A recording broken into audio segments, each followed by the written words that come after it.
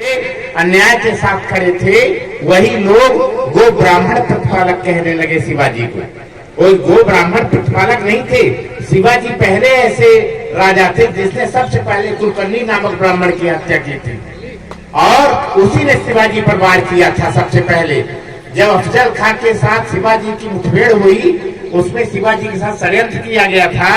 तो उस टाइम पर शिवाजी ने शिवाजी को वो अपने भुजे के माध्यम से तलवार इसमें फंसी हुई थी, उससे गर्दन काट देना चाहता था।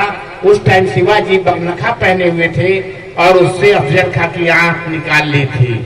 और उस टाइम पर पहला बार किसने किया था? कुलकर्णी नामक ब्राह्मण ने, उसका सर कलम शिवाजी ने किया था। शिवाजी बहादुर थे, योद्धा थे। उनमें अपनी माँ जिजाऊ से जो ज्ञान सीखा था, जो पराक्रम सीखा था, जो उनमें ताकत थी, जो गट्स था, जो बल इच्छा शक्ति थी, उसी के कारण शिवाजी छत्रपति की उपाधि धारण कर सके। शिवाजी इस पूरे महाराष्ट्र में करीबन 300 किलो को विजयी हासिल की उन्होंने। छोटे युद्ध भी लड़े, बड़े भी लड़े, कभी निराश नहीं हुए। वो हमेशा संघर्ष करते रहे और उनके संघर्ष के परिणाम स्वरूप बाबा साहब ने को जब मौका मिला तो छत्रपति साहू जी महाराज, जिन्होंने जो शिवाजी की वंशावली में 10वीं पीढ़ी के थे, उनको संविधान में जो 50% या आरक्षण की जो अवधारणा या प्रतिनिधित्व की जो बात आई है, वो छत्रपति साहू जी महाराज ने, जिन्होंने अपने जन्म दिवस 1902 में 26 जुलाई को उन्होंने 50% से अधिक पदों पर इस देश के मूल निवासियों को विशेष प्रावधान के तहत उनको मौका दिया था। उसी वंश के 10 पीढ़ी पहले शिवाजी महाराज हुए थे।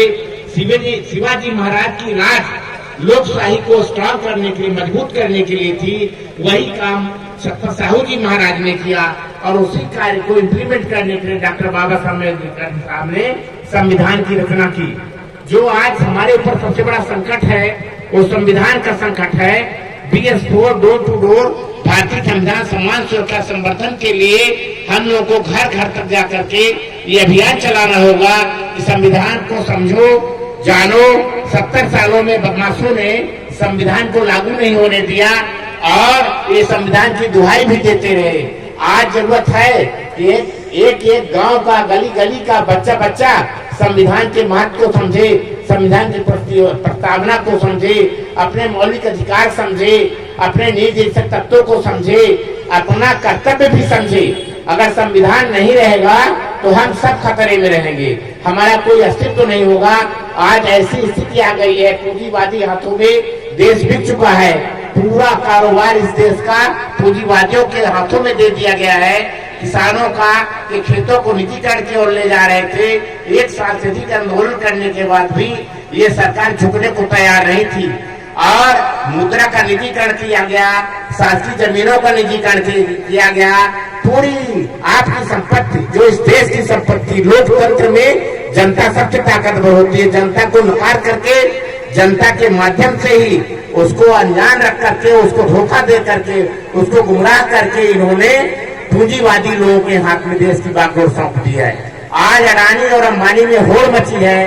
प्राइवेट सेक्टर में सब कुछ ले गए, BSN ले गए, शिक्षा का निजीकरण किया इन्होंने, किसानों की जमीन छीनने की तैयारी है, राष्ट्रीय राजमार्ग को इन्होंने अपने हाथों में ले लिया, सारे हवाई अड्डे प्राइवेट करने जा रहे हैं। अगर हम लोग नहीं चेते तो आने वाला समय हमारे लिए बहुत खतरनाक होगा।